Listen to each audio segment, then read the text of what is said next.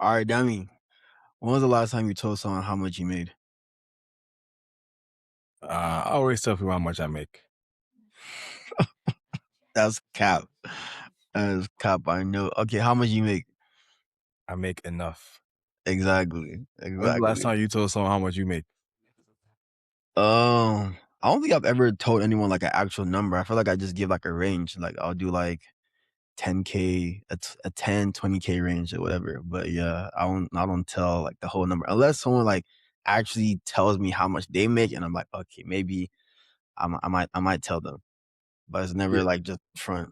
Yeah, it's only if we're talking about it, if someone tells me, I'll tell someone, but yeah, no, I'm not the biggest fan of telling people how much I make. Or I'll do some math, like I'll tell you like my gross or my well, I get paid on a different schedule than people. So like I can tell you how much I make, but you won't be able to determine how much I make annually. So like bi-weekly or like weekly, I like get paid monthly, twice. I get paid twice a month. twice a month. So that's bi-weekly. No, it's not. But I mean, it's like on close to It's like a close. bi-weekly scale. It's Yeah, close, but it's different. it's a little different. I get paid 24 times a year. You get paid 26, so it's a little different. Don't worry, tell me, I'll do the math. Don't worry. See, but that's because you know now. Normally, I don't tell people that. Yeah, yeah. I mean, it's definitely a touchy conversation. I'll say that for sure, for sure. Yeah. But all right, that's perfect because we're gonna get into that today. Welcome to episode 12 of Common Sense Pod, where we are documenting our journey as two first-generation Nigerian-American millennials trying to figure out financially. And hopefully, we can all learn a thing or two as we embark on this journey and share our experiences. I'm your host Umar, and with me is my co-host Dami. Before we get into today's episode, make sure you follow, share, and subscribe to the channel. It's one of the best ways you can support what we're doing and help the content coming. With that, let's get into today's episode. All right, so today we're going to be talking about money conversations people avoid and why. As you heard in the beginning of the episode, I asked Dami how much he made, and he didn't give me a straight answer. But I feel like that's a common thing for everyone in general, or most people in general. Like I said, I don't necessarily give out that number exactly, and that's just because that's a personal and more private thing. But today we want to talk about why people feel that way when it comes to talking about money in terms of I'm talking about that with other people, talking about it in the workplace, or just talking to themselves in general, and why some of these conversations might not be helping you the way you think it is. And so, with that, Dami, why would you say people are more avoidant or don't like talking about money? Before I get there, I gotta acknowledge that you saying episode 12 didn't even sound right. That's crazy. We're at 12 episodes. Secondly, I gave you a straight answer. You just refused it. But I digress. No, I asked you how much, and you said enough. That's not Does an your, answer. does your girl know how much you make? She know the range. She know the range. Oh, okay. All right. Yeah. Okay. Give her a straight answer. Tonight, tonight, give her a straight answer. All right, cool, cool, cool. All right. So we're going to talk about why people don't like to talk about money and the reason why I didn't give Umar a straight answer. It's just a sensitive topic. I think people tend not to talk about money because they don't want to be judged. They don't want people to look at them in a certain light or look at them in a certain way. It's just not normal in society.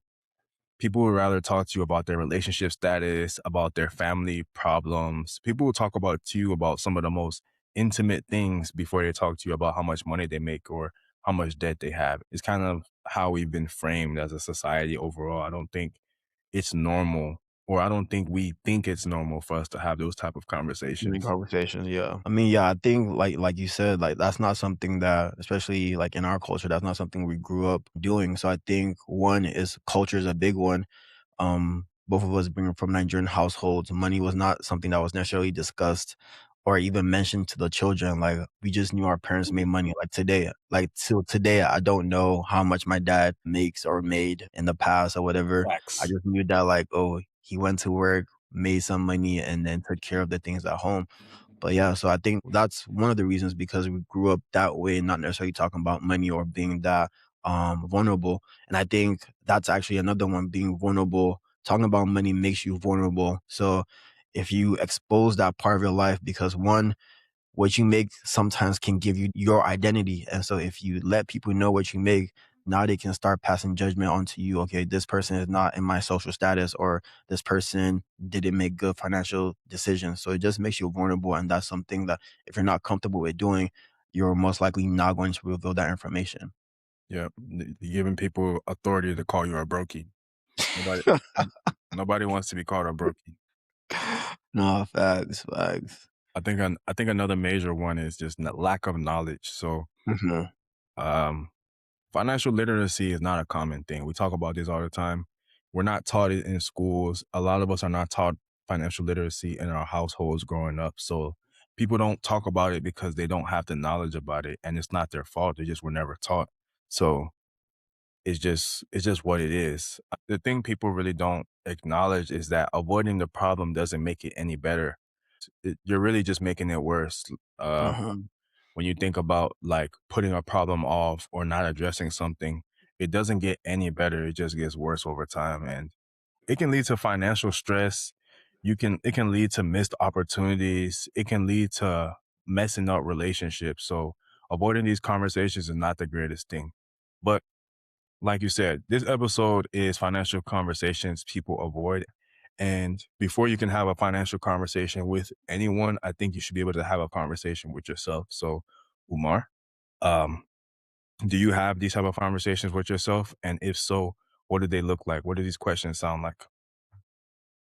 No, yeah, I think, like you said, I think that's one of the, if you're planning to have money conversations, having them with yourself might be the first step you need to take, because if you don't understand your financial situation, or you're not having that conversation with yourself, you're most likely not going to be having that conversation anywhere else, because you might feel like you don't know enough, or you're just not in a good situation. You'd rather not make yourself feel that vulnerable. So I would say, like, think having those conversations with yourself is one of the important things people need to do, because you're not always in the best financial situation, and you're not going to know that unless you ask yourself some of these difficult questions. And so if you're someone that has ever avoided opening a mail, you've avoided opening your bank account, you have avoided looking at your 401k because you're not investing in it, these are all signs of being financially avoidant, because you don't want to worry about these things, so you don't have stress, or you don't want to have to think about setting those things up. If you're in some of these situations, this is your sign that, okay, maybe you need to have a conversation with yourself to figure out what exactly am I doing with my money, and how can I be better with it. So I think starting off, some of the uncomfortable conversations people need to have is, how much do I actually make? I think this is one of the questions that I ask myself.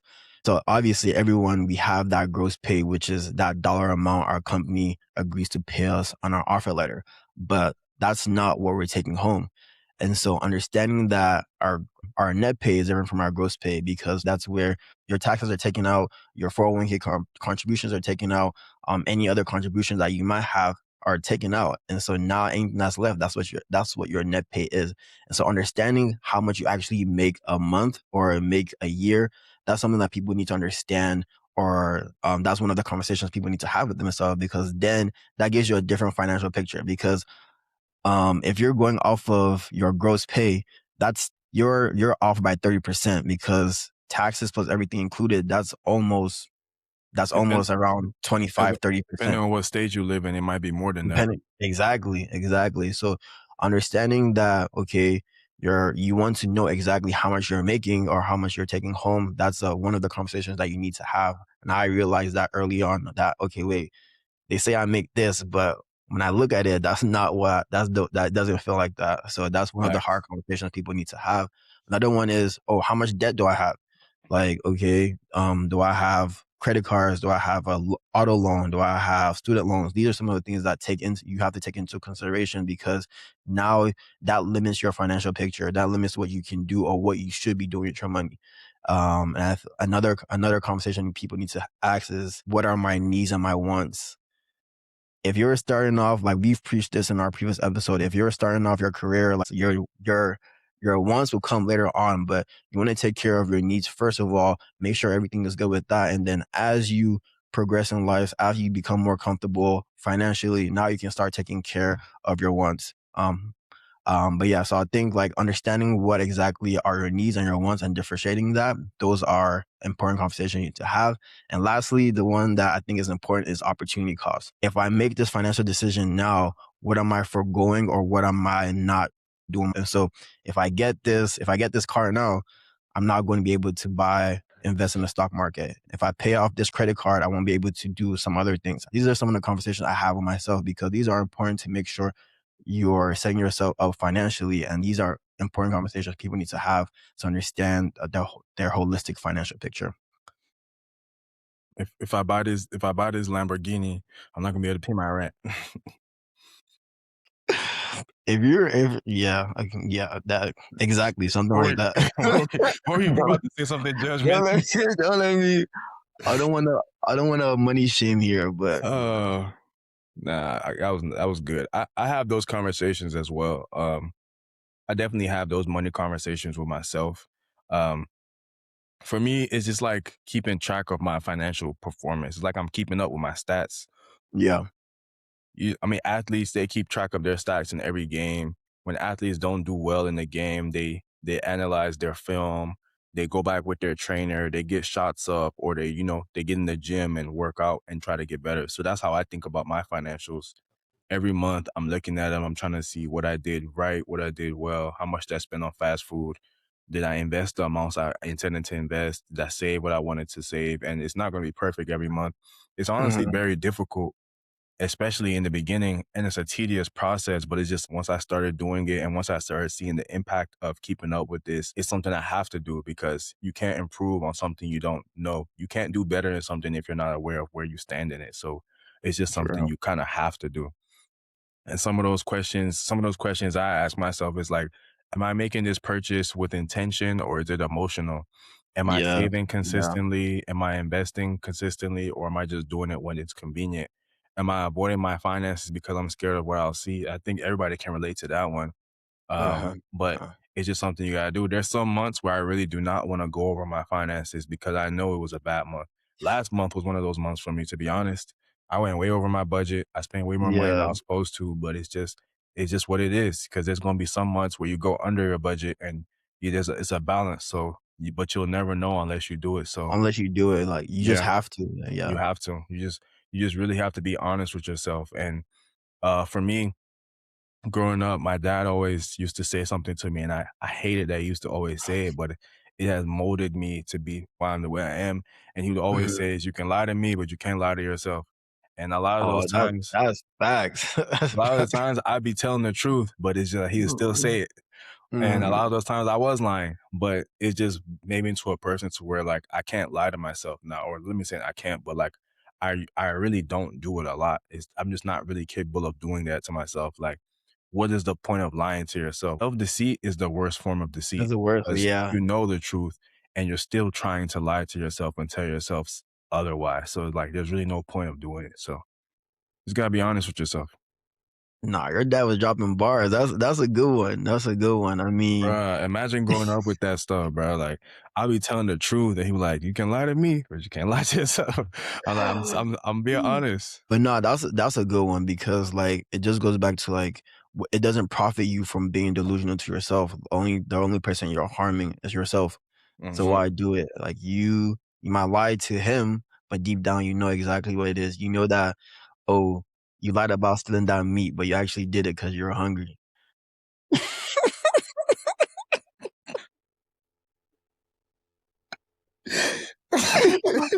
Oh, Oh shoot, man. oh, yeah, Growing we up, all did that. growing up in a Nigerian home. We all did that. But nah, that's a perfect segue into, I guess, the next angle of having difficult money conversations or money conversations we avoid. So, like we've mentioned multiple times, we're both from Nigerian households, and we've talked about how, if at all, money was discussed in our house or not. So, I want to hear your perspective.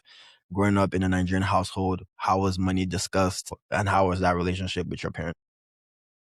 It's hard to recall a memory that does not exist. A memory that doesn't exist? Yeah, Nah. yeah. No, we weren't talking about my parents. I mean, you probably had similar. experience. Like Mhm. parents didn't really grow up talking to us about money. You don't know how much your parents make, and that's probably the case for most people. But just speaking because we're Nigerian, that's the experience we have. Like your parents don't grow up talking to you about like how much their bills are, how much they make. You don't know any of that stuff. How your parents are doing is based on how many things how many times they say yes in a month. Oh, mommy, can I have this? Yes. Can I have this? Yes. Oh, it's a good month. Can I have this? No, Mhm. no, no. All right, it's probably not a good month, or they probably There's don't no got it right money. now. Exactly. And that's really just what it was. Like we weren't really having money conversations. Uh, it's just you just grew up in the home and you just kept your eye out, I guess, and hopefully, you know, things were good most of the time. No, yeah, I think similar, like you said, similar to you. I think it was the same in my household. I mean, we're not saying it's the same in every Nigerian household, but for the most part, I feel like these are not things that are necessarily discussed because one, there is that That stigma. well, that stigma that like, okay, this talking about money is for the adults. The children don't need to know about what's going on financially. But there's also that power dynamic of showing respect to your parents, of not asking them a lot of questions, not trying to figure out what's going on. Like Dami said, the only way we will know is if I ask my mom for something and she says yes or she says no. If she says yes, okay, that means there's money that we can spend for things. But if it's no, there's not. We probably don't have a lot of money to spend for that month. I'll say the only thing is that growing up that way, it doesn't give you a good financial like framework of how to just talk about money, because if you're not comfortable talking about something at home, you're not going to be comfortable talking about things elsewhere.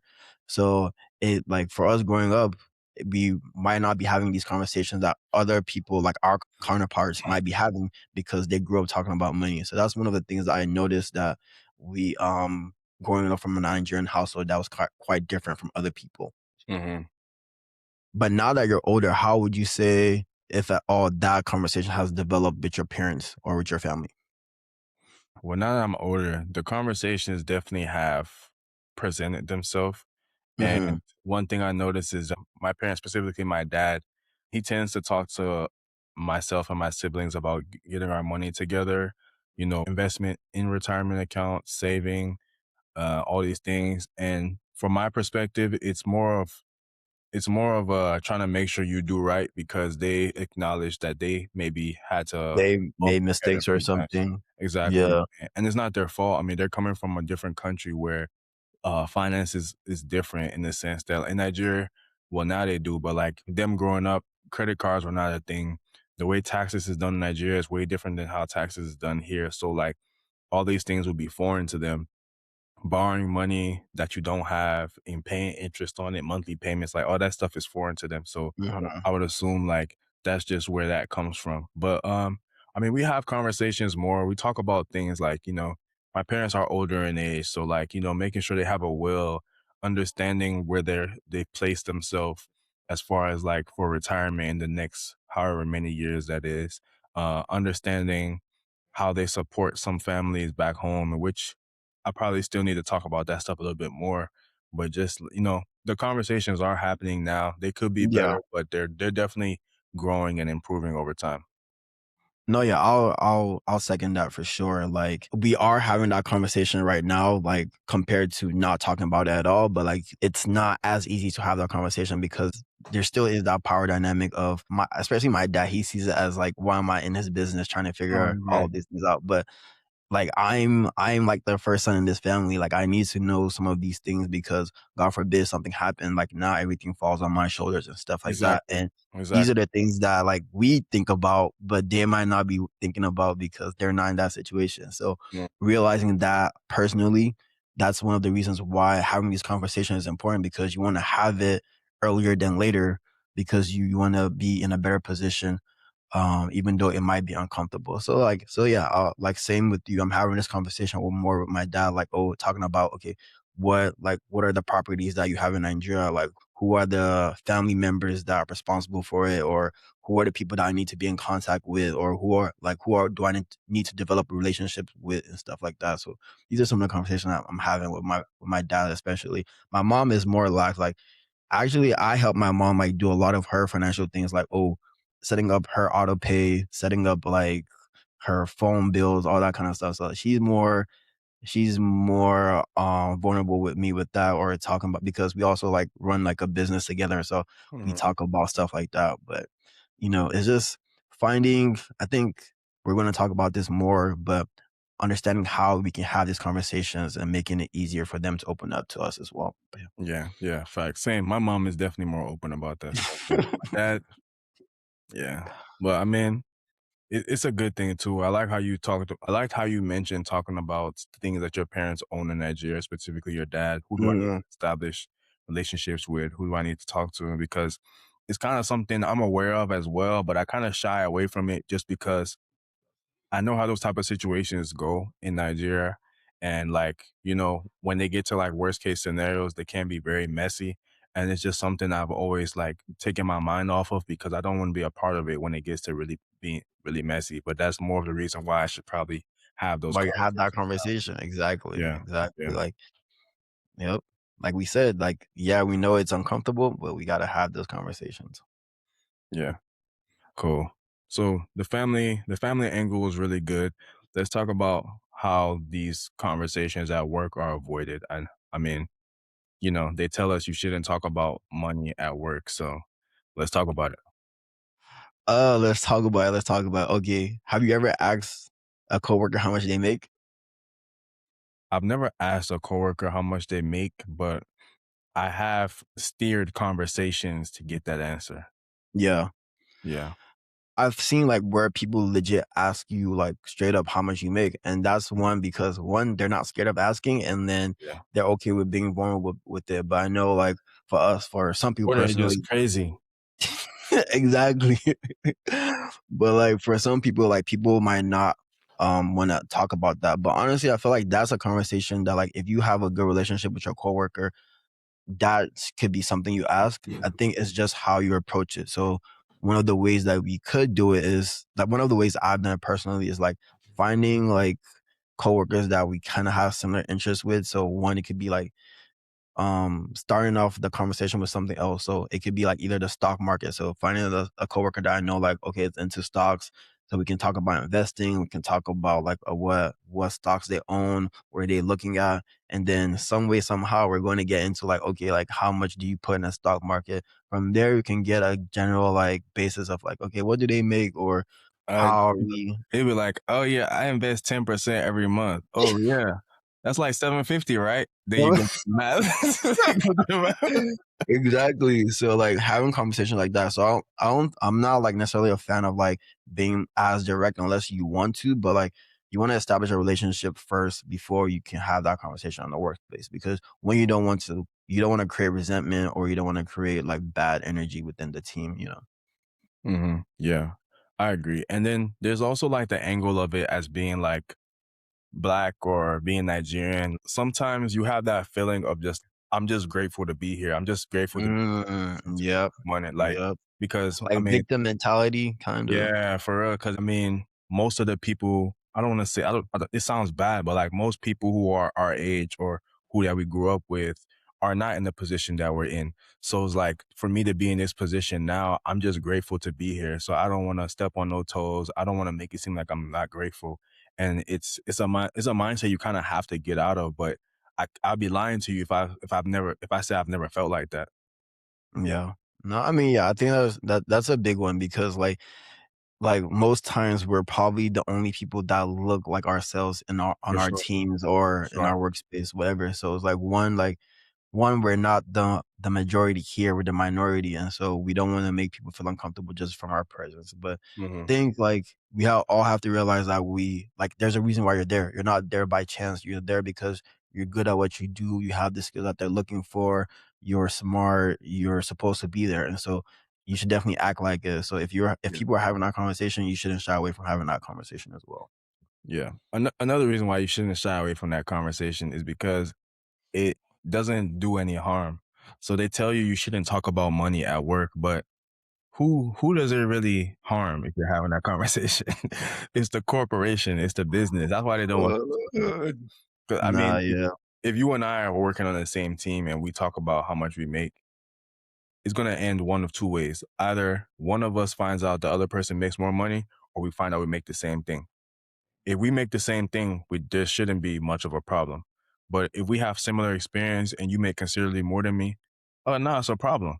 So now I got to go talk to my manager. I got to do all these things Mhm. when this could have been avoided if if you and I were paid closely. But I mean, it goes back to negotiation. You get what you negotiate. Yeah. Yeah. This is why you have those conversations so that when you are in negotiations, you have an angle, you have a little bit of knowledge to, you know, come to the table with. No, yeah, that's like an important thing people need to know. Like before you get into any position, negotiation is where you have the most power because once they have you locked into that pay, There's it's going to nothing be you can do. very difficult to like change it or increase it by a certain amount.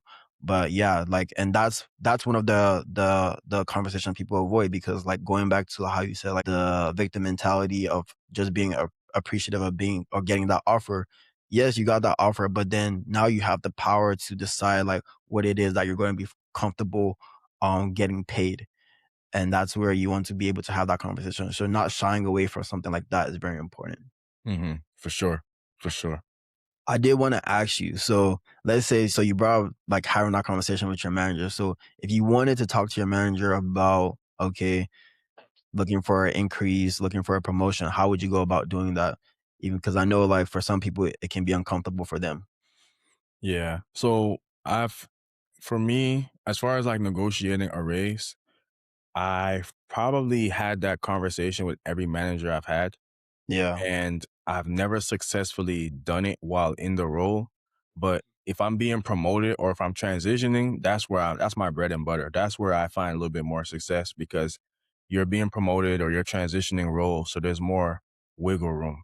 But as Hmm. far as like within a role, like I guess the most recent time I did it was like I was in my role for like 2 years and all right. So one thing I've learned as a professional is you should always keep track of what you do, your work, your projects, your contributions to the team. Yeah. So that's one thing I come to the table with, showing what I've done, my contributions, what I've added to the team. Then you want to look at what people of similar experience to you are making, or what the market is paying for your type of position, because the market changes. You can be in a role for 3 years, and after 3 years, the demand or how much that role is getting paid is way higher than what you were hired When it on. was, yeah, Yeah. exactly. So that's another factor into it. And then, you just come to your manager or your boss and have that conversation with them, but you want to be very respectful and you want to not come off as arrogant because your manager or your boss who you're talking to is not necessarily the one who's going to make the decision for you. They're going to represent you in the room, whether it's with HR, whether it's with the head of your department or whoever the conversation is with. They're going to be Yeah. the ones representing and speaking on your behalf. So you want to make sure that not only are you communicating clearly, but you also come off as not arrogant and respectful in that conversation so that they represent you in the proper way. No, facts, facts. Like And that. I was gonna say last but not least, you gotta be confident. Yep. I was going to say that. Yep. Like you can be respectful, but also know your worth at the same time. So like that, like respectful is a big thing because like you said, you want them to advocate for you, but you also need to know that okay, if you're especially if you're deserving for something, like you've put in Mhm, the work, you've done projects that help highlight your role on the team, you definitely be more confident in doing that because a lot of times if you don't speak up for yourself, no one else is going to do it for you. So you have to do that. You have to show your worth on the team. And then with that, that gives you that confidence, okay, to be like, okay, I know what I'm worth and this is why I deserve that. mhm. But all in all, you'll never know if you don't try. If you don't try it, don't try it. That's why you have to have the conversation. Yeah.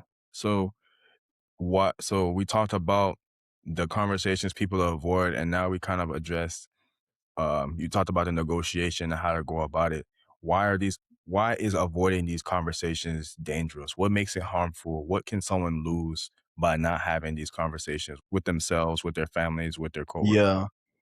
I mean, the main one would just be financial stress. And this can be from any angle. Like you can be financially stressed because you know you have a lot of debt that you need to take care of. You can be stressed because you know that, oh, you're not making as much as you should be making. You could be stressed because there's financial troubles within your family. These are all things that if you don't have this conversation, if you're not tackling them heads on, you're going to feel them because you have no system in place to take care of that. So I would say financial stress is one of the main reasons why not having these conversations are dangerous.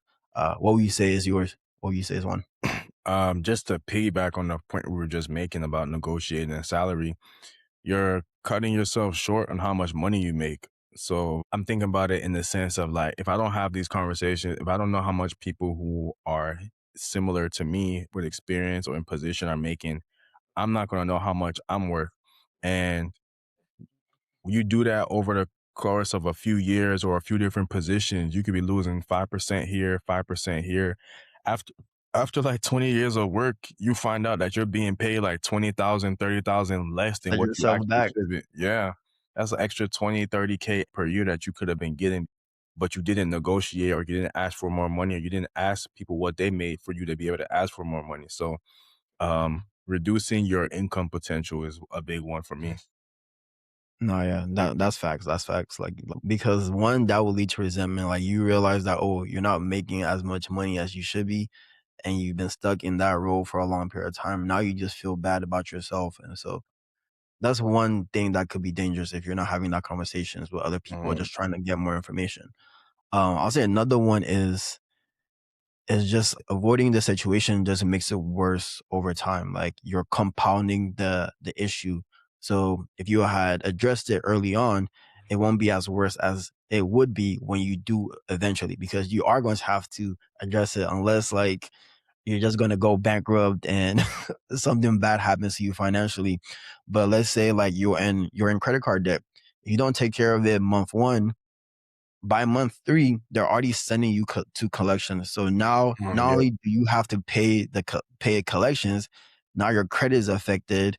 Now you're going to have to pay higher interest rates. Yep. Now you're going to have the interest has compounded over time. So, and then we've talked about how credit card interest rates are a lot higher than regular interest rate.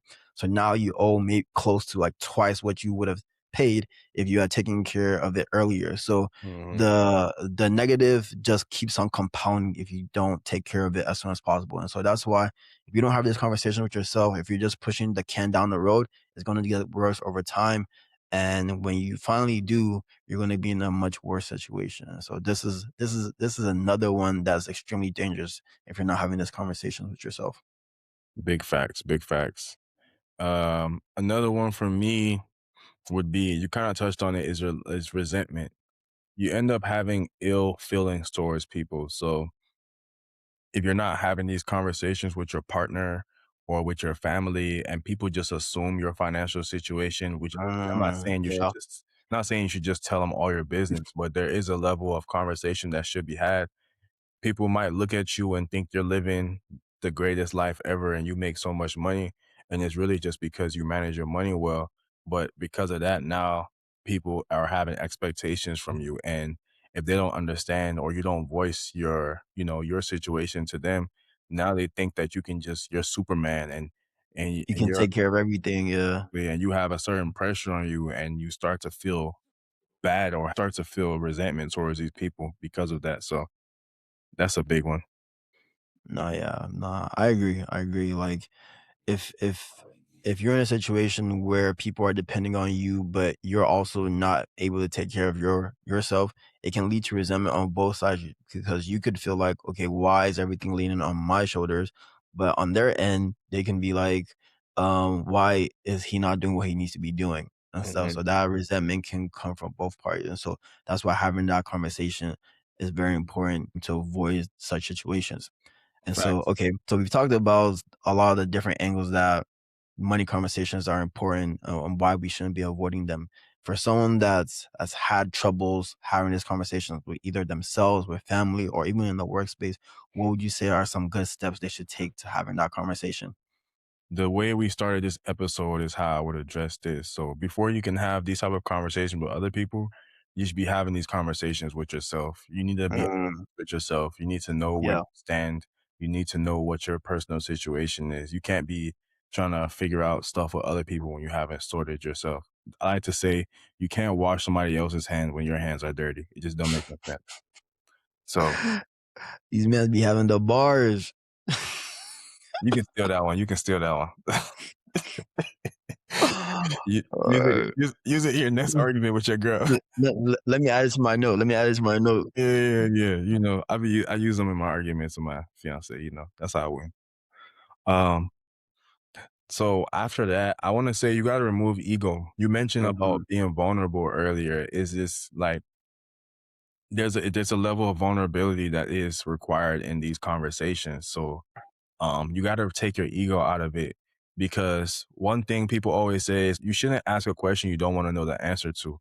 So if I'm asking you, or we're talking about money, and I'm going to be offended about it, then why did I ask you? I have Yeah. to be ready for however you're going to answer it. If it's my coworker, he might tell me he's making way more money than me.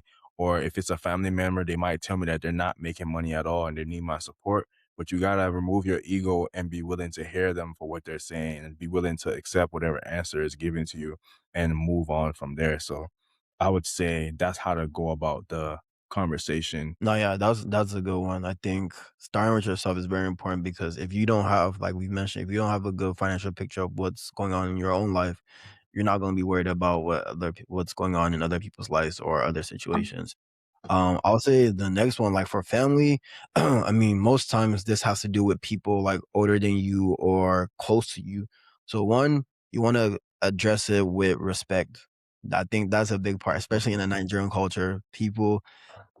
Older people don't tend to react well if you're coming from from a hostile point of view, because they'll feel like you're not respecting them, and that's really big in our culture. So you want to make sure you're being respectful when you're having these conversations, and that starts like Dami said, maybe being more vulnerable, starting off, addressing it, and communicating well. So that's one thing I feel like having these money conversations with your family, you need to do. Another thing is that some of these situations might be heavy to discuss, but that's where you have to get uncomfortable with having these conversations because they are important conversations, and they need to happen. You just have to figure out how you're going to do it, even though you feel uncomfortable at that point in time.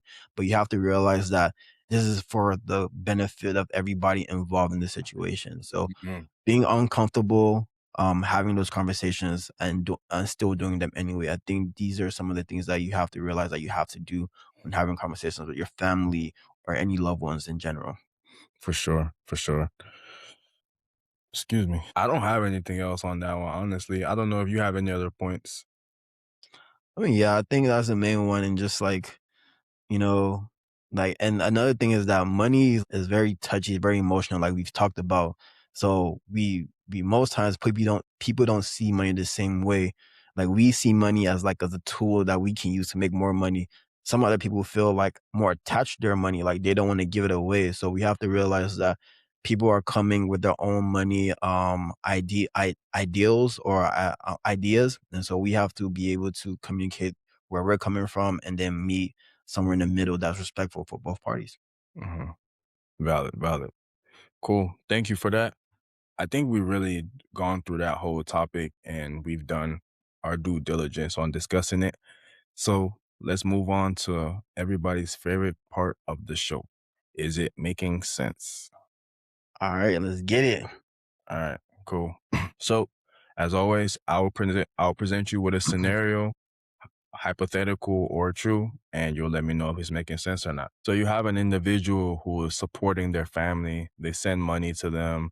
They help with purchases. The family reaches out to them and they help them out, and they don't Yeah. have much problem with it, but it is affecting them from meeting their savings goals. It's affecting them from investing consistently, and overall it's affecting their financial situation, but they haven't had the conversation with their family. Is that making sense or no?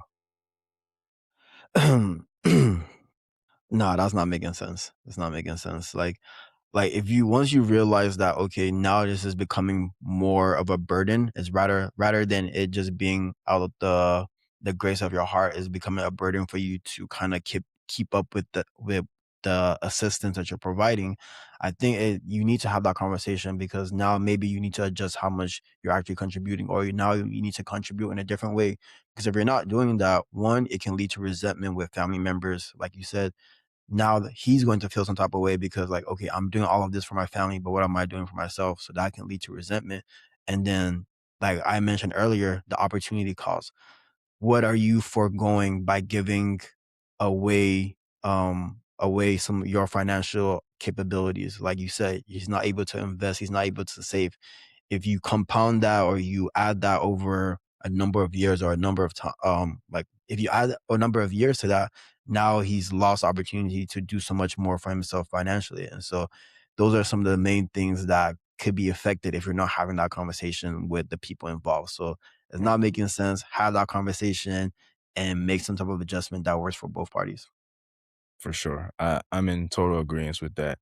It's if it's impacting your life, you need to have that conversation rather than having those feelings towards your Those family feelings. and Mhm. secretly just, because it's gonna lead to emotional stress. It's gonna be like a pot or a kettle filling up, and eventually it's gonna spill all over, and one person or maybe the whole family as a whole are the ones that are gonna suffer for it. So it's better to just have that conversation and let them know how you can support them or how you can adjust how you're supporting them if you can still. Otherwise, like, just do what's in your best interest. Yep. Yep. All right. We're in agreement over there. That's good. All right. Next one. Next one. So you have this couple, right? They set up a reoccurring money meeting where they discuss their financial goals, discuss what's going on with their accounts, discuss the debts that they have, and their goals for the next quarter. So they do this quarterly. Is this making sense or not? So this makes a lot of sense. It makes a lot of sense because they're putting everything out there. There's a lot of transparency and honesty between the two of them. So Hmm. some people might look at this situation and be like, well, I don't want to do this because we're going to get into arguments. We're going to have disagreements. Well, that's with anything in life. Two people are never going to agree 100% of the time. So you can't think of it like that. But one thing I do know is the fact that they're consistently doing this, they're going to be working towards their goals together. They're going to be aligned. And when they do have disagreements, they'll be able to work together and Work through it. Yeah. find a middle ground for the issues or the problems they may have, as opposed to two people who don't talk about it at all. They're just going to be struggling to, to get anything accomplished. So I think it makes all the sense in the world. No, yeah, I think this is definitely something everyone in relationships, committed relationships should do because if basically what you're trying to do is trying to bring two people that have different money psychologies, different money ideas together to try and accomplish a common goal. And so it's important to have these conversations to make it a lot easier for for your goals to align and for you to ultimately achieve the goals that you have set up for yourself. But yeah, Nice, nice. I don't like when we agree on these, so we need maybe our viewers can give us some spicy stuff so we use those spicy ones. so we can have contrasting opinions on different things. Alright, bet. We'll have someone for next episode for sure. Hmm. For sure. Alright, perfect, perfect. Alright, moving on to our next segment where we touch on what's going on in the economy.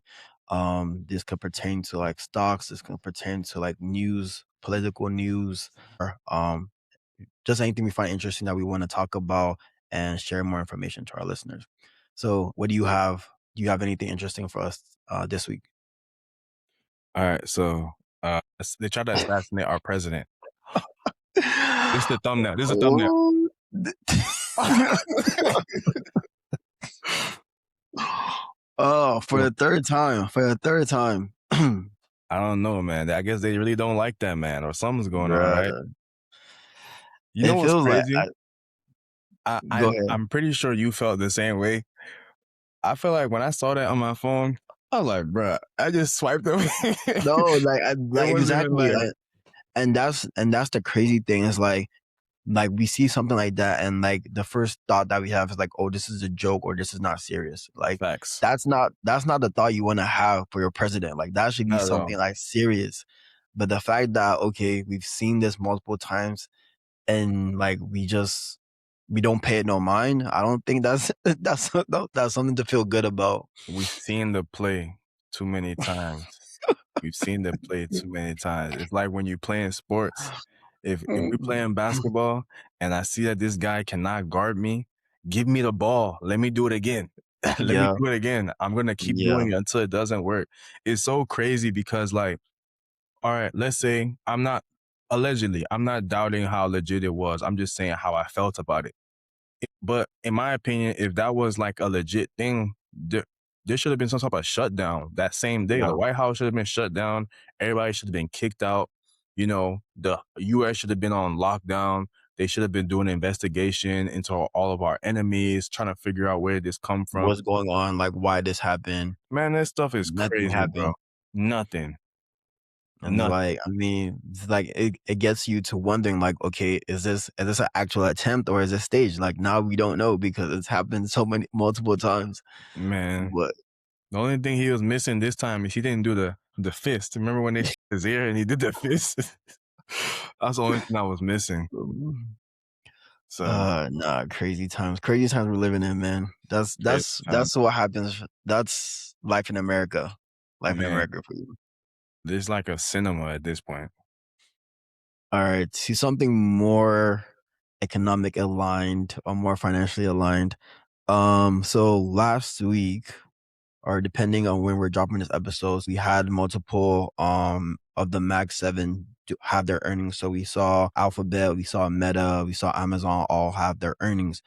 And what we realized from what we could see from their earnings is that there was an increase in CapEx spending on AI infrastructure. So all of these companies combined had about 725 billion dollars going towards AI and AI spending.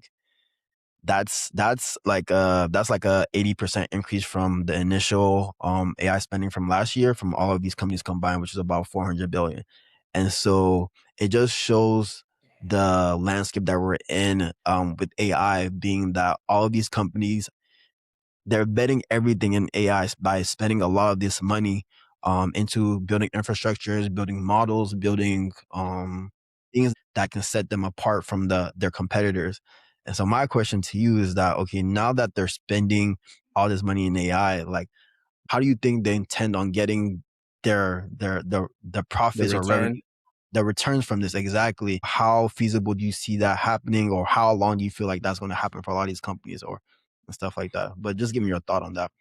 So for me, so first of all these companies blew earnings like out the water. Like was Hmm. Google, Meta, Microsoft, and was it Amazon? Amazon, yeah. Yeah, Amazon. Yeah, They all blew their earnings out the water, and the market didn't react great to them, specifically Meta, because Meta said, I think the number was like 130 or 140 billion that they said they'd be spending more on AI, like AI yeah. capital expenditure. Hmm. So you asked me, how do I feel like the companies are going to get their money back, or how they're going to get their return on this? My first thought is like, we've seen this. We've seen companies are continuously dumping money into artificial intelligence. And one thing about these big, mega cap companies is, if I'm spending 100 billion, it's because I'm probably anticipating I'm going to make 10 times that at least. So, Yep. I mean, what can one really say? I mean, do I know exactly how they're going to make the money? No, but I do know how they're going to save money. They're going to lay off some more people. They're going to I lay off. mean, yeah, Meta just came out saying that they're gonna lay off a couple more of their Yeah. workforce also. So, Yep. I mean, yeah, the thing it is like on one end, they're not going to be spending money on AI if they don't think they're going to be making, like you said, 10 times that. But on the back end, how can they be more efficient by saving costs? They're going to let go of their workforce. They're going to rely more on using AI infrastructure and stuff like that. So it's definitely an interesting dilemma that I feel like is going to happen in the next couple months, because the way that AI moves is really it's really fast, and it's not like any technology that we've seen. Like Mhm. there's the amount of development or improvements in AI is astronomical, and so Yep. you never know what it's gonna look like. I'm just worried that it's gonna be just become more expensive for everyday users to start using AI. I think that's my worry, because if they're spending all this money, obviously it's not gonna become cheaper for us to use. It's just gonna become more expensive. But yeah. Yeah, I saw you said that, and I hadn't really thought about that until you said that. And I mean, it makes all the sense in the world, because why would you charge me $20 a month when there's people out here paying millions and billions to have access to this stuff, to use this data Yep. and use this these models. So I know it's very valid. It's a very valid. And you're gonna pay it because you need it. Like, You you've have to. integrated it so much into your routine, and now you need it, so you're going to pay whatever it is. You But have to. Like, we're really in the phase of I mean, it's like the jump of the internet or like technology when people went from horses to cars. During that time, it might take you 3 days to go somewhere on a horse, and if you take a car, it take you 1 day. That's how it is with AI right that's now. all it is, yeah. If you're working without AI, you are legit at a disadvantage. I'm sorry to tell you. Even you don't have to be in a tech type of job. You could be in a regular job. AI, the way it puts your emails together, the way it organizes data, the way it's able to pull out insights from certain things, it's like your own personal assistant that you can train to think just like you. Now your thinking capacity is increased because of that. You can spend time towards you can Other spend more things, time towards other exactly. things. So like you have to be using AI in the world we live in today. And if you're not, you're at a disadvantage. You know what I like I'm kinda, like, thinking could happen, or kinda like a similar analogy is, like, you give someone, like, a tool, right? Like, how what's going on, like, they've given us this AI tool, and we've seen that it makes our life easier, but what happens when they take it away?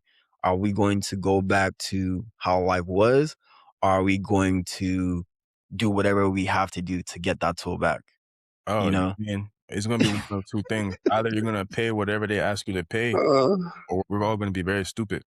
yeah, We're gonna be very but stupid because I mean, there's a level of reliance that will happen from AI in the next few years that we won't be able to come back from. The same reason why we don't do like mental math anymore because calculators were created. We can't go back to that.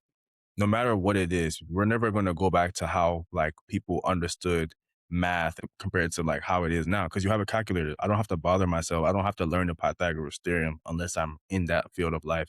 And I think that's the same thing with AI. Like our lives are going to transform a certain way. There's going to be a lot of like mundane tasks that you just won't even think to do anymore because AI is going to do it for you. there, yeah.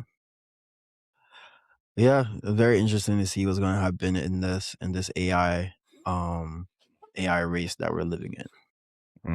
Speaking of AI, OpenAI, OpenAI, they've been in the news recently. I saw that their CFO has concerns whether they're going to be able to whether they're going to make their spending commitments for their compute contracts. Uh, This past quarter, they did like I think they did like an internal analysis or something of such, and their revenue was under what they expected, and their user number was also under what they expected. So the question there is OpenAI over leveraged because of their revenue not being as high as they expected, but having so much commitments with compute.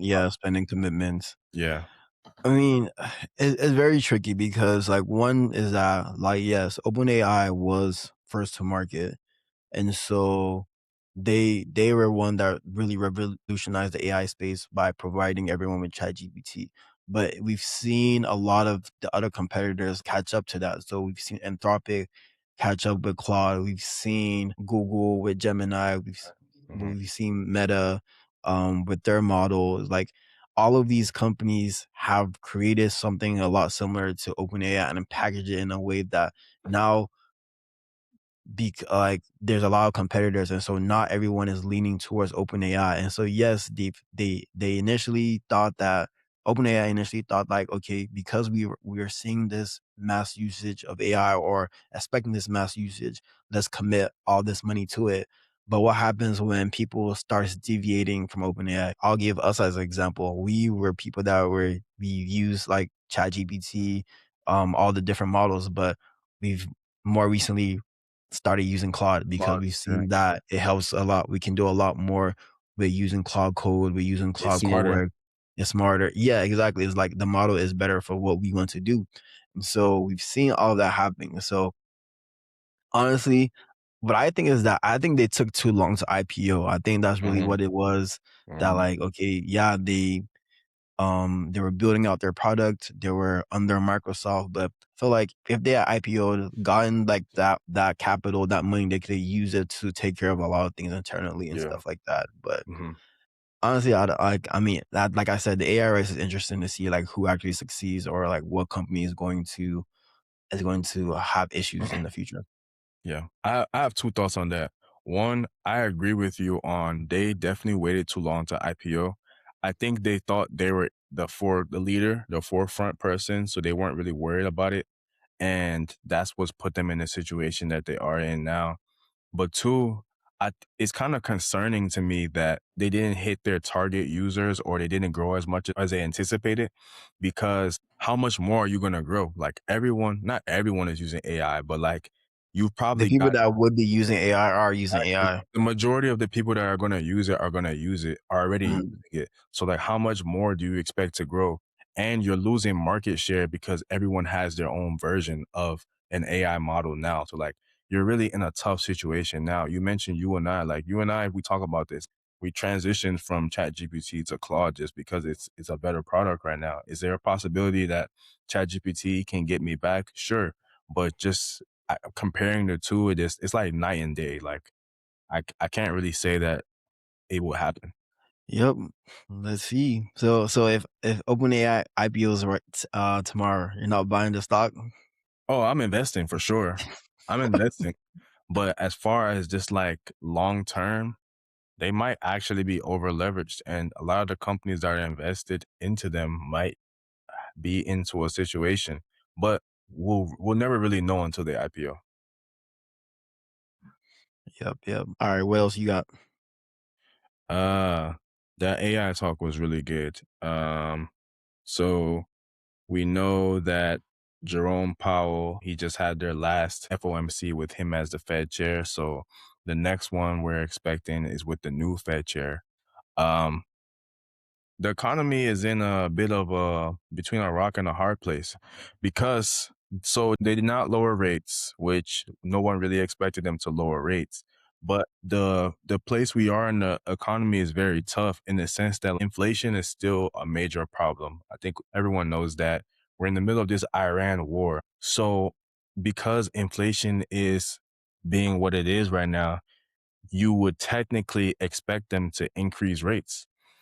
But if you increase rates, it's going to slow down our economy even further, and things are going to kind of get worse.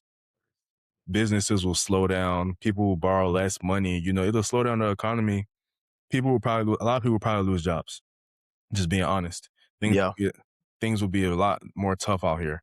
But on the flip side of that is people are calling for rate cuts. But if we cut rates right now, it's going to add fuel to the inflation fire.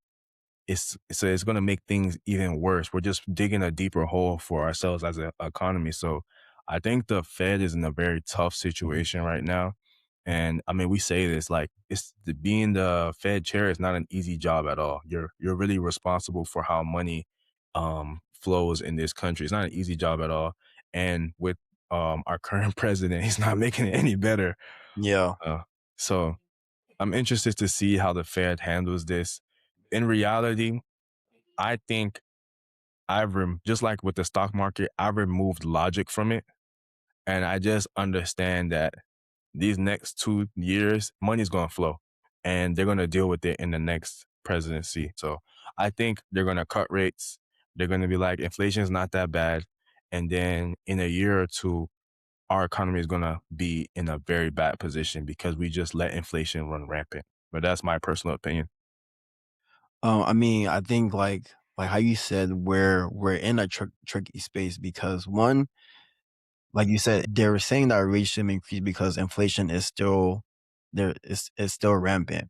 Mhm. But we're also seeing situations where people are looking for rate cuts because things are not as cheap It's as tough. they want it to Yeah. be. Yeah, exactly. So I think about it like this: if you're looking at the stock market, would you think that inflation is high? Would you think that is something going on? You think everything is great. Everything is great, right? But then if you ask like a regular consumer, oh, are you feeling the strain of inflation? They're going to say yes because things are more expensive. And I think it just goes back to like the rich are getting richer because the rich are investing in like the stock market. Like S&P is Mm-hmm. damn near all time highs. Like their money is still making money, but for the lower class, for the people that are not so fortunate, they're feeling this. They're feeling this. So like the In their poor is everyday getting poor. lives. Yeah. So the poor is getting poor, and the rich are getting richer. Because if you ask a rich person, "Oh, are you feeling the inflation?" They'll be like, "No." Like I looked at my portfolio and I was up 10%. Like Yeah. they're good, but the everyday person is not feeling that. So it's really a tricky situation for the Fed to kind of figure out how they're going to balance this because the scale is kind of feeling lopsided right now. Yeah. Yeah. So, um, taking that point into something else that happened, we saw that Spirit Airlines is no longer a thing. RIP to Spirit. It got me through college. Very grateful, but yeah, I had to. We've left Spirit alone some time ago, but it's no longer a thing. How do you think that impacts airlines? I mean, I think it's interesting because like it shows that I think what happened was that they were supposed to get bought out, but that deal like fell through, and so that was one of the reasons why okay, now they had to go bankrupt because they couldn't support like the financials. So I think we're seeing that airlines are cutting back on some of the luxuries that they provided. I think their margins are getting so thin that they're finding whatever opportunity they can use to save money. So take for example Southwest stopped offering like the two free bags Two that they free used to do, bags. Yeah. and that's because like oh they're trying to figure out how they can they can reduce costs. Mhm. Um, you see multiple like tiers of passengers on aircraft. You have like your economy, you have your economy plus, you have your premium, you have your first class. These are all different tiers because they want people to pay more money for convenience. So I think like we can see with Spirit is that their margin was so thin that they weren't making money, and so they had to go out of business. And I think that we're seeing that throughout the airline industry. And honestly, I don't know like what that means for air travel, but it's just like an interesting observation that we've seen like within the industry. Yeah. So I have two thoughts on this one as well. So my Mhm. first thought on this is if Spirit is gone, what is now our value airline? Like, is it Southwest? Is Southwest not a great Frontier? value front? But Spirit bought Frontier. Did they? Frontier's still in business though. So Oh, I thought Frontier was owned by Spirit of recent, but I mean, no, I think there was a deal for them to like to combine or to merge, but I don't think yeah. that ever happened. I don't think yeah, I Oh, don't think it okay. ever See, I happened. thought it went through. I thought they were one No. thing now. Okay. No, no, no, no. But there's still hope for the Brokies. So, but my thought on that, thinking that both of those were gone, is like air travel will now become more of a luxury. Traveling by plane will now become more of a luxury. Mhm. But since that's not the case, I don't know. My second thing on that is that so Spirit has actually been in this situation for some time now, but in my opinion, I think it's this Iran war that has expedited the process because jet fuel is obviously expensive, but like the cost of like gas and the cost of diesel has almost doubled in the past few months. So I would imagine that that was probably one major thing that led to this. I mean, they literally suddenly stopped. It wasn't like, oh, we're planning to stop after Sunday. It was like No, it was like a nothing. day, It like was yeah, literally like like, an hour announcement, and people were probably on the plane at that moment while it was happening. They had to figure it out. I saw something that said like 17,000 people lost their jobs because of that. A lot of contractors are losing business because of that. Like, that has a major impact on the economy as a whole. People are losing jobs, people livelihoods are affected. Not to now mention that it's kind of like it's the byproduct of the oil, I mean the gas being a factor in it. And that has like a trickle effect into the rest of the economy. I'm kind of transitioning here. Like this Iran thing has not been sorted. Gas prices are still high. it's so high, Energy yeah. prices are still high. Like it's gonna transition into other parts of our life. Like food is gonna get expensive soon because um because diesel is used by farmers. Eventually, they're going to increase their prices because you use diesel in tractors. They use that for food production. They use it for production of manure as well. So like Fertilizers, yeah, the yeah, fertilizer. exactly. If a fertilizer is eventually like that cost is gonna be realized by the farmers and they're Are gonna gonna be to their food production prices, they're gonna add it to the transportation of food prices. And I think it's called like secondary inflation or like I think it's called like secondary inflation. And if in a month or a few months now, food prices are gonna get higher. And this is gonna be like back when those eggs were super expensive back in the day. It's gonna be like mhm. out of nowhere and there's nothing you can do about it. Either you're gonna buy it or you won't. So I mean, yeah, the distribution is going to go somewhere. Like, yeah, like we haven't seen that, but obviously, if the producers are paying more to produce an item, they're going to find a way to increase the price and have that distributed to the consumers. I mean, like you said, this is all stemming from the Iran war yeah, because the Strait of Hormuz is closed. And so like that led to like increase in oil prices, that leads to increase in resources like the fertilizers to build to grow produce. And it's just like a trickle down effect causing yeah. everything to be more expensive. I think it's the third month that we've talked about this Iran thing. Yeah. So I just looked up like why Spirit was shut down. So like you mentioned, it talked about the surge in fuel prices. Fuel Mhm. prices still extremely expensive. Oh, the merger was actually with JetBlue, and so that was supposed to Okay. be who they're merged with, but that didn't happen. And then they've also not been profitable since 2020. So Yeah, they've lost yeah, over $2.5 billion. And so if you're not making no money, it's yeah. They time to just shut shut down. down. So it's like and then the government was supposed to build them out, like to provide like a lifeline, but that never happened. Yeah, I remember hearing about that. The government, Congress was supposed to do something and bail them out, and it didn't happen. Yep. Well, speaking about the Iran war and the person that caused it, I saw something today. It said Trump's disapproval rate has reached a new high of 62%. I'm not surprised. 62% is crazy. It means more than half the country don't like this man. That's crazy. When, You know, when more, it, go ahead, go ahead. no, like when more than half of the country doesn't like the standing president, what does that? What does that That, entail? that What is does that mean? major. That is Yeah. major, especially because the majority of the people in this country voted for him. One, because obviously he won, but two, they're white. So you could say no, it's just the minorities that don't are disapproving of it if it was under 50%, but the minorities don't make up over 50% of this country. So it's like Country, yeah, everybody in this country is disapproving of it. are It's crazy. disapproving. It's crazy. 62% is an insane number.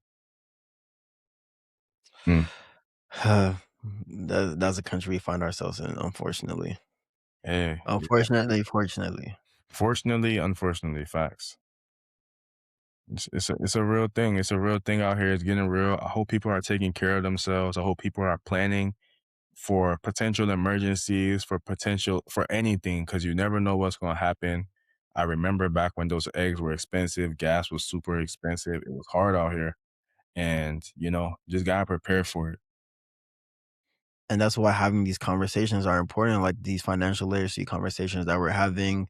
I feel like the last one was a really good one where we talked about like the economic effects of a lot of what's happening, like with inflation, with interest rates, a lot of that. And then, like Dami said, you never know what can happen. So having these money conversations when you should be having them with yourself, with your family, in the workplace, these are very important conversations that you need to be having. So we're not just talking just to talk. We're not talking just to talk. Even though we enjoy talking, we're Ooh. we're doing our part for sure. Cool. All right. Do we have any more economic events? No, I don't have any more. So before I close this out, any last words for the people? No, I think just like we mentioned in this episode, start having those difficult conversations with yourself. Start having those mind conversations with yourself. It starts with you.